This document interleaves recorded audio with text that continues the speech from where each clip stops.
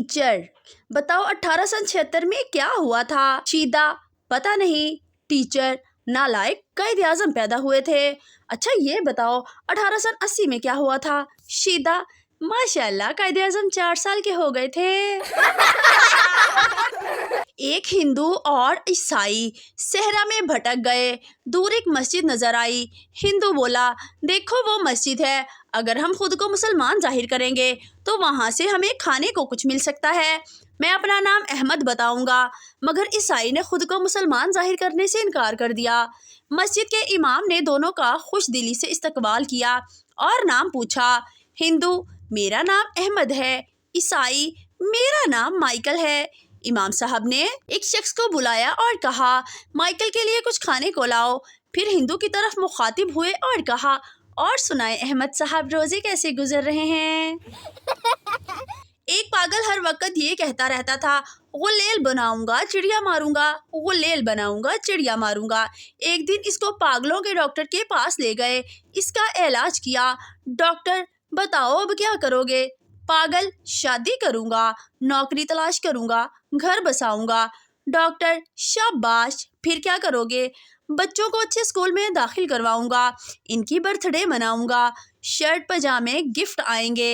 Doctor, शाबाश। फिर पागल, फिर इनके पजामे से इलास्टिक निकालूंगा और गुलेल बनाऊंगा, चिड़िया मारूंगा। एक दफा एक बादशाह ने खुशी में सारे कैदी रिहा कर दिए। इन कैदियों में से एक कैदी को देखा जो बहुत बूढ़ा हो चुका था। बादशाह इस कैदी बूढ़े से, तुम कब से कैद हो? बूढ़ा बोला, आपके अब्बा के दौर से। बादशाह की आंखों में आंसू भर आए और हुक्म दिया, इसको दोबारा कैद कर दो, ये अब्बा जी की निशानी है। बाप ने गुस्से से बेटे से बोला, एक काम नहीं होता तुमसे, तुमको धनिया लाने भेजा था और तुम ये पुदीना ले आए। पुदीने और धनिये का फर्क तक नहीं पता बेवकूफ को। ऐसे जाहिल को घर में रखने से बेहतर है कि घर से निकाल दो। बेटा, तो फिर इकट्ठे ही चलते हैं घर से। बाप, क्यों?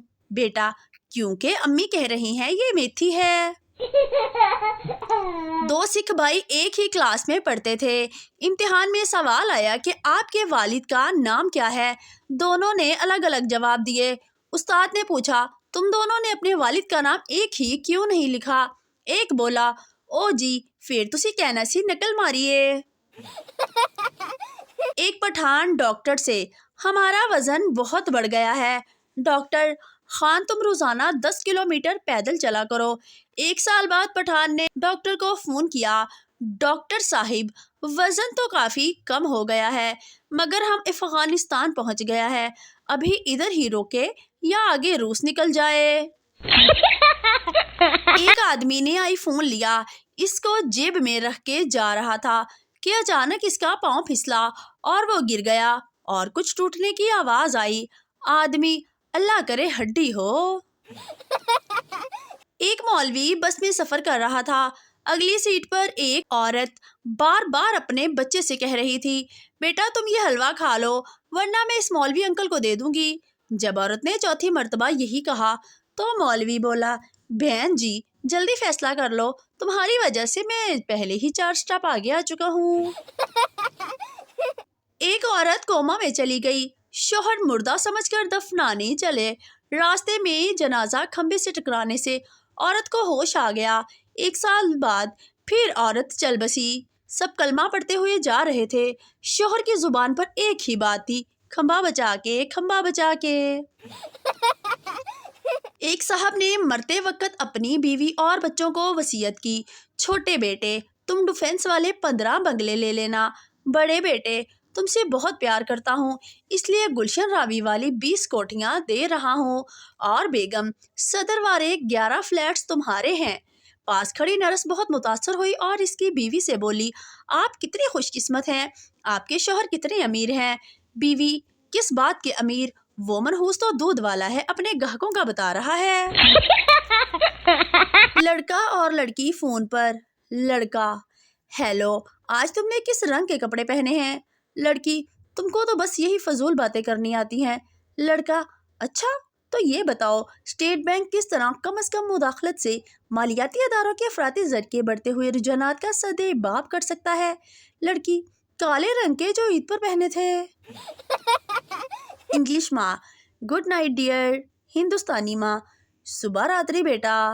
پنجابی ماں: سو جا بغیر تیا، فون والی ماں نال سویرے گل کر لیں، رکھ دے اپنے پیو نو۔